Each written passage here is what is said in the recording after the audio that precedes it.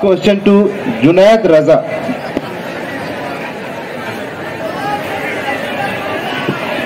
Please be precise and ask 2 questions. दोस्त को सवाल पूछने से पहले मैं कहूंगा कि मुझे इतना सरप्राइजिंग लग रहा है कि आरजेडी के कैंडिडेट आते हैं और आयशा के कैंडिडेट चंदू का सवाल उनसे नहीं पूछते। ये है इनकी हिपोक्रेसी। अभी आते हैं जुनैद भाई पे। 1984 एंटी राइट, 1986 में राजीव गांधी राम मंदिर का ताला खुलवाते हैं, 1987 में हासिमपुर दंगे, 2008 में बादशाह हाउस एनकाउंटर, 2008 में ऑपरेशन ग्रीन हंट। अब यूएपीए तक कांग्रेस लेके आती है, सभी कुछ कांग्रेस करती है। बस आपसे पूछेंगे कि आप अपने दिल पे हाथ रख के कहिए कि आपको सही में लगता है कांग्रेस फांसीवाद के खिलाफ लड़ेगी? Wait. Speaker, please wait. Do you have second question? Yeah. Please ask. 1986 में ही राजीव गांधी नई शिक्षा नीति लेके आते हैं। उसके बाद 1991 में नरसिम्हा राव की सरकार एलपीजी की पॉलिसीज लेके आती है, जिसके तहत शिक्षा का निजीकरण और ज्यादा बढ़ता है। 1991 में शिक्षा पे 1.4% ऑफ जीडीपी खर्च होता था, जबकि 2014 में वो घट के 0.67% ऑफ जीडीपी रह गया। शिक्षा पे जो लगातार फंड कट हुआ है कांग्रेस के द्वारा, इसके ऊपर आप क्या कहेंगे?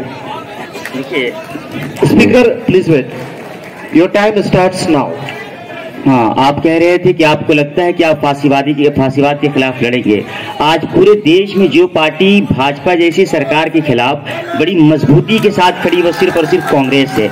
राहुल गांधी एक ऐसे नेता हैं जो पूरे देश में भारत जोड़ो न्याय यात्रा के जरिए से पूरे देशवासियों के बीच एक संदेश देना चाह रहे हैं कि कुछ भी हो जाए, इस तानाशाह सरकार के सामने आपको झुकना नहीं है।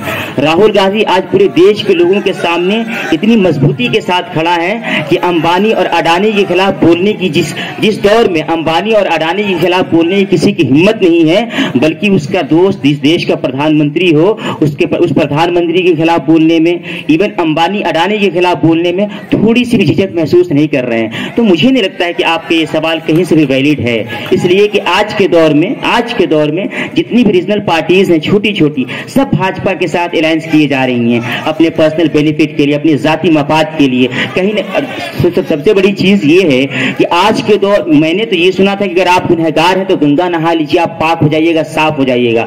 लेकिन आज जिसको भी पाक साफ होना है भाजपा में शामिल हो जाए। आज क्षेत्रीय दल वही कर रही हैं,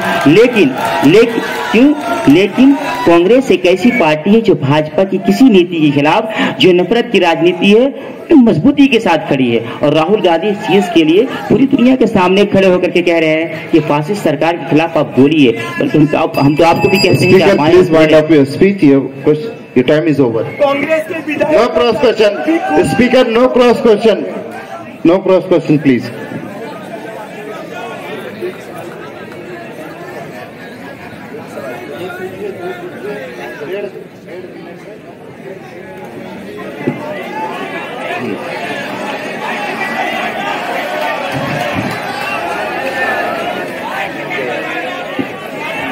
Be precise in your question.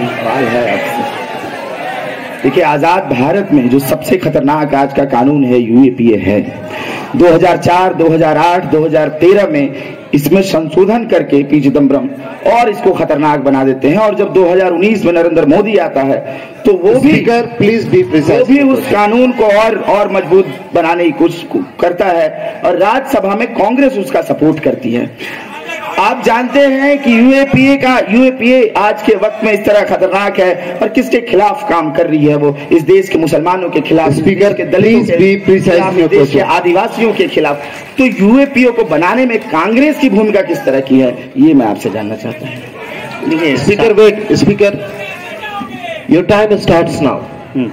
साथी, जो आप बात कर रहे हैं यूएपीए की, आपने 2-3 चीजें उसमें ऐड की कि उससे अटैक मुसलमानों पे ज्यादा है, उससे अटैक दलितों पे ज्यादा है, उससे अटैक आदिवासियों पे ज्यादा है। आप ये चीज शायद भूल रहे हैं कि यूएपीए का अटैक सिर्फ और सिर्फ आदिवासियों के साथ, दलितों के साथ, खास करके मुसलमानों को उससे डराया नहीं जा सकता है। इस देश में छात्रों के ऊपर भी, चाहे वो किसी भी मजहब के हों, किसी भी धर्म के हों, किसी भी जाति के हों, छात्रों को खास तौर से टारगेट किया जा रहा है।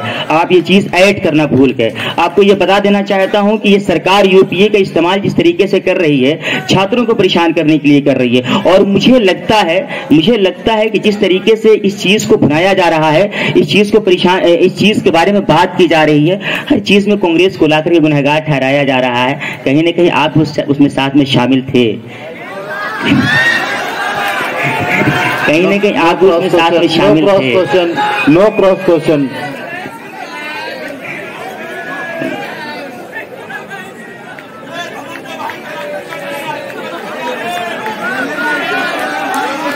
Thank you.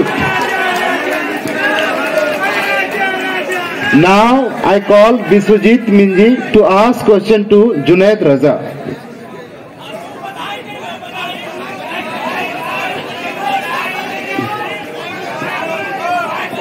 Two question maximum. साथ ही मैं आपसे पूछना चाहता हूं, आज के राजनीतिक परिस्थिति में पूना पैक्ट के रूप में जो गांधी के द्वारा किया गया अंबेडकर के साथ जो धोखा को कैसे देखते हैं आप? सेकंड क्वेश्चन मेरा ये है कि आज कांग्रेस कास्ट सेंसस का बात कर रही है, पर कांग्रेस रूल जो स्टेट्स है उसमें कास्ट डेटा क्यों रिलीज नहीं हुआ है? और उसके साथ no you can ask management 2 question, not beyond that. Your time start now. हमारे नेता राहुल गांधी तो लगातार कह रहे हैं कि कास्ट सेंसस होना चाहिए, बल्कि हमारे नेता जब कास्ट सेंसस हुए बिहार में तो बड़े पुरजोर तरीके से उन्होंने उस चीज की स्वागत भी की।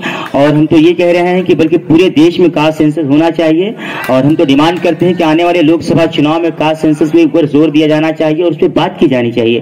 बल्कि मैं तो कहता हूँ जितनी भी पार्टीज हैं उनके मुद्दों में, उनके एजेंडे में ये चीजें शामिल होनी चाहिए कि कास्ट सेंसस किया जाए, इसलिए कि इस देश में जो मौजूदा सरकार है वो कास्ट सेंसस से इतना ज्यादा घबराई हुई है कि बिहार पे जो कास्ट सेंसस आया उससे उसके होश उड़ गए और कहीं ना कहीं इस चीज से डरी हुई है। तो हमारे नेता तो इस चीज के समर्थन में बहुत पहले से हैं।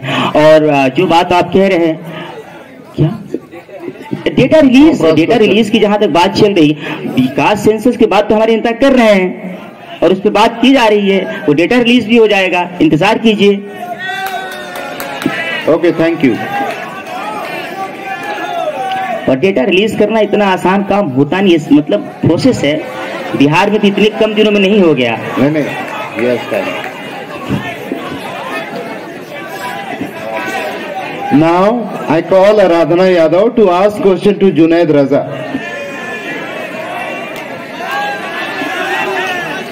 साथी, मुझे आपसे कोई सवाल नहीं करना था, लेकिन जब आपने अंबानी अदानी का नाम ले लिया है तो एक सवाल मेरे जहन में आया है कि राहुल गांधी जी अंबानी अदानी के खिलाफ संसद में तो बोलते हैं, लेकिन छत्तीसगढ़ में आपकी ही पार्टी माइनिंग के लिए 17 पहाड़ नीलाम करती है, उनको कैसा दोहरापन है। और दूसरा सवाल साथी, चूंकि मैं अकेली महिला कैंडिडेट हूं पूरे प्रेसिडेंट पोस्ट के लिए, तो दूसरा सवाल साथी है मेरा कि 2010 में जब महिला रिजर्वेशन बिल में हम समाजवादियों ने ओबीसी महिला को शामिल करने की बात की थी, तब आपको ओबीसी से इतनी दिक्कत क्यों थी? और मेरे दोनों सवालों का जवाब मुझे चाहिए।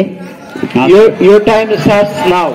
आप शायद भूल रही हैं कि मोहतरमा सोनिया गांधी ही वो पहली नेता थे जिन्होंने वीमेन रिजर्वेशन के बारे में बात की थी। शायद आप ये भूल रही हैं, वीमेन रिजर्वेशन की बात की थी। और जो आप बात कर रही हैं ओबीसी रिजर्वेशन के बारे में, मेरा सवाल ये है कि जहां तक महिला रिजर्वेशन के बारे में बात की जा रही है, आपको आज के दौर की सरकार पे ज्यादा फोकस करनी चाहिए, जो कि महिलाओं के साथ और आदिवासियों के साथ, दलितों के साथ और उनके साथ साथ मुसलमानों पे बड़े पुरखर तरीके से आवाज उठा रही है। मुझे नहीं लगता है कि आप फ्यूचर को छोड़ करके या जो हाल है उसको छोड़ करके पास्ट पे सवाल करेंगे तो ज्यादा मुनासिब होगा। मेरा मानना यह है कि आज की जो सरकार जिस तरीके से परेशान कर रही है लोगों को, उस पर सवाल किया जाना ज्यादा मुनासिब है, इसलिए कि ये ट्रीटमेंट पीछे वाली चीज का नहीं हो सकता है। जो चीजें रिपेयरेबल हैं, लेकिन जो चीजें आपके सामने उस पर बात की जा सकती है, उसका रिपेयर, उसका ट्रीटमेंट किया जा सकता है। Okay sir, thank you. Now I call Afroz Alam to ask question to Junaid Raza.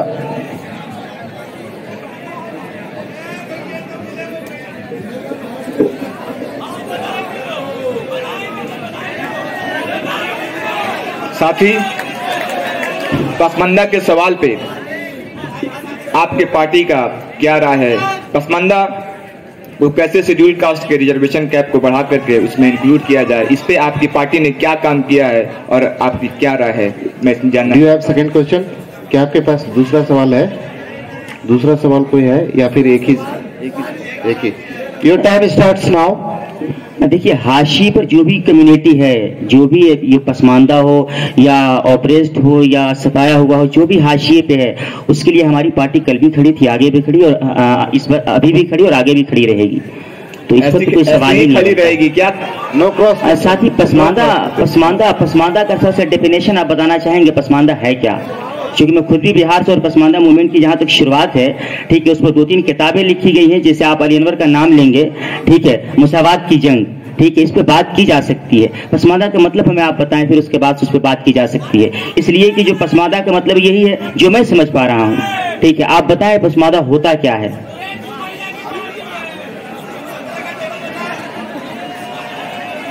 Okay, thank you.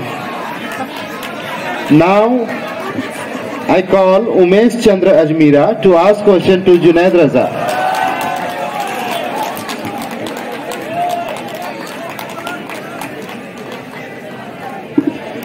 साथी, मैंने सुना आपका थोड़ा टेक्नोलॉजी एडवांस है। आप जो है आलू से सोना बनाते हो। आप जो है इस कैंपस में कई नक्सलियों को कोयल बना चुके हो। Be precise in your साथी, question. ये बताइए कि आप खुद वो मशीन में कहां तक गड़ चुके हैं? क्या मशीन के पूरा निकल चुके हैं या नहीं? और यहाँ जो बैठे हुए कितना नक्सलियों को वो आलू का मशीन में घुसाने का चक्कर में पड़े हो, बताइए। Speaker, your time starts now. अरे, आपने अपने नेता से सही से झूठ बोलना भी नहीं सीखा, अच्छी बात नहीं है। कम से कम अपने देश के प्रधानमंत्री, प्रचार मंत्री से झूठ बोलना सीख लिया होता। कम से कम जनता के सामने सही से बात करनी सीख ली होती।